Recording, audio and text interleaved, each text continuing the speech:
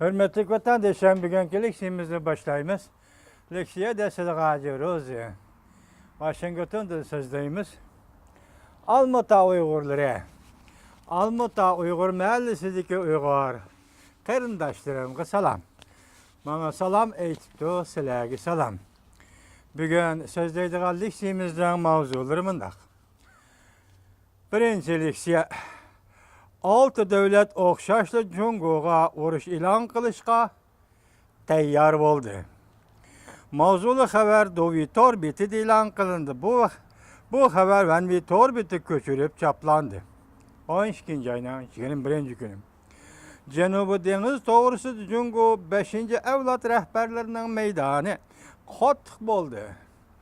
Cungu Cenubu Deniz'de Hadataş Arallağı raketa kurallarını orlaştırıp bolğanlığı üçün bu noktunu düşendirip bildi. Onun raketa kurallarını orlaştırıp bolğanlığı del bu noktunu düşendirip bildi.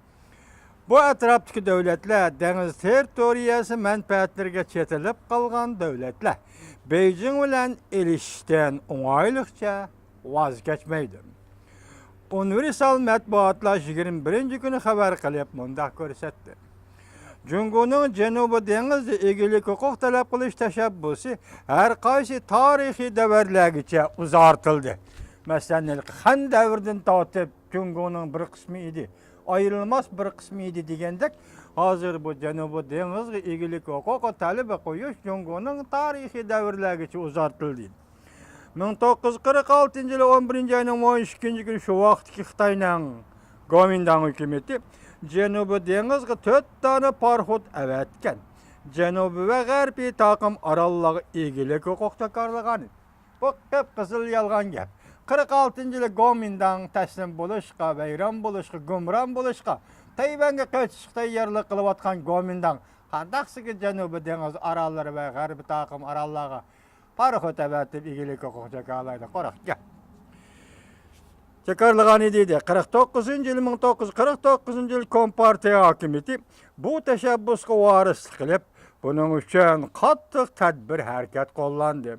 Lekin Cungu'nun bu kılıkları etraftaki devletlerinin çiğra menfaat talepleri bilen dokunuşup kaldı. Dokunuş da hatta uruş partlaş xavfiga yetip geldi.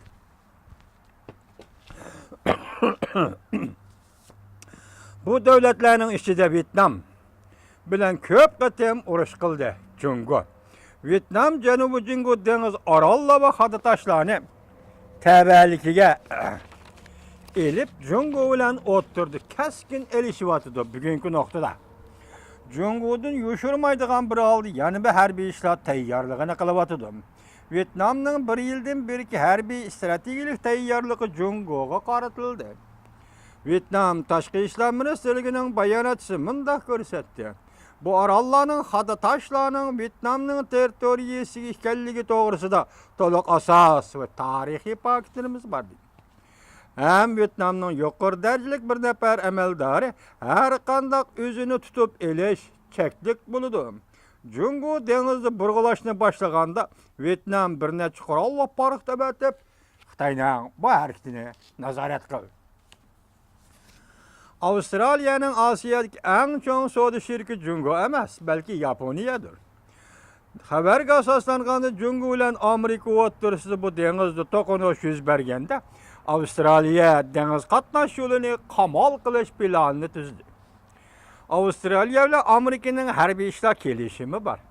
Amerika ile Cungu oturuş tokunuş yüz bergen aman Avustralya özünü chetga alalmaydı. Lekin hazır Avustralya'nın Cungu ile uruş qilish planı bar deyiş ki baldırlık kılsa mı Avustralya Cungu ile uruş qilishga tayyorlik qilib bo'ldi. Koreya yaqindan beri vaziyati ko'ngilsizlik ichida qoldi. Iqtisod qalayma-qallashib, prezidentni huquqdan qoldirish bilan shug'ullandi. Fuqarolarning nazarini boshqa tarafga burib etishga amal bo'lmadi. Koreyaning ahvoli-chi Cungu Avustraliyaning tayyorlik ahvoli bilan o'xshash. Uning ustiga Koreya armiyasining qo'mondonlik huquqi Amerikaning qo'lida. Amerika hammaga qo'mondonlik qiladi. Amerika hammaga qo'mondonlik qiladi. Şuna Koreya mı Jungo bilen urushqa tayyorlik qilyapti. Rossiya gazet torbeti oshkorlab mundaq ko'rsatdi. Amerika bilen Koreya, Rossiya bilen Jungo'nun narazılığı qaramay 2016-yıl sel burun saat sistemini Koreyaga orunlaştırışını planladı. Ve bu doğruda kelişim imzaladı. Bundan baş Koreya hükümeti sel burun Yaponiya bilen harbiy axbaratni qoğdaş kelişim imzaladı. Bu işten Beijing intayın qattiq ansirdi. Jungo bilen chegaradash davlatlar ichida urushda yengilsimi qoyil bo'lmay yotgan davlat Hindistondir. Amaliyoti Jungo Hindi chegarasi so'rkilish to'xtamay yotadi. Xabarlarga asoslanganda Hindiston yuqori qatlamida yaqinda Jungoga qaratilgan qo'mondonlik sistemasi tartibga solishi elib berildi. Enda nekibar orollardagi harbiy kuchni kuchaytirib Hindiston Jungoni cheklamoqchi bo'ldi. Tağlık rayon poluklarını kengaytip, kurup, biraz belgilik raketani Jungo Hindistan çigiralarına orlaştırdı. Vakiza. Enekki bu devlet Jungo bilen buruş kılışını sınap bekişke aldıravatkan devletleri.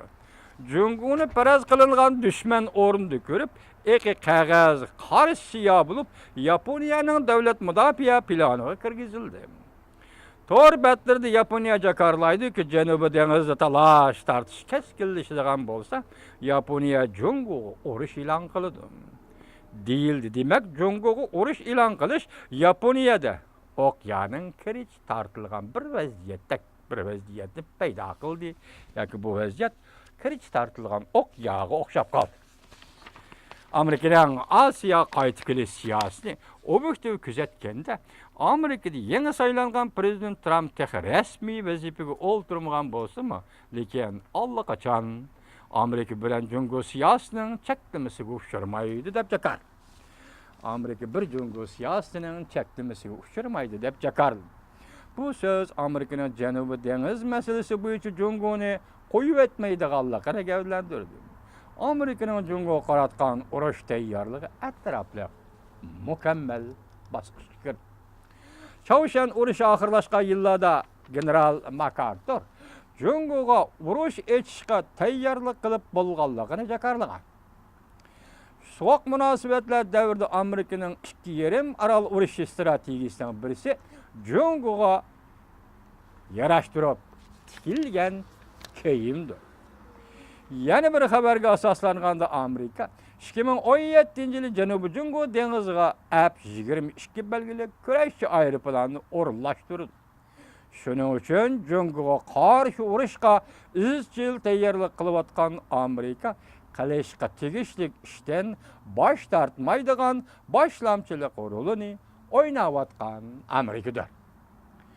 F-22 kurashchan aeroplanını Amerika Janubi dengiziga orunlaştırdı. Tekrarlayayım öz vatandaşım. Şunun için Jungoga qarşı uruşqa izchil tayyorlik qilayotgan Amerika qilishga tegishli ishdan bosh tortmaydigan boshlamchilik rolini o'ynayotgan Amerikadir.